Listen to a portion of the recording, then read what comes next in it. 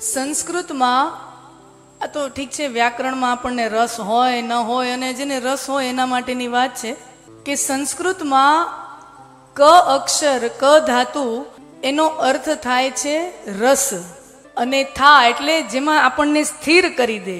આજના સમયની મોટામાં મોટી કોઈ સમસ્યા હોય ને તો એ સમસ્યા છે રસ સંબંધી. આખા વિશ્વમાં જો કોઈ હોય તો એ નથી આર્થિક સંકળામણ, ઠીક છે, એ બધા પ્રશ્નો છે, એની ના નથી. સૌથી મોટી સમસ્યા છે રસ સંબંધી. માણસ પોતાના જીવનમાંથી રસ ખોતો જઈ રહ્યો છે.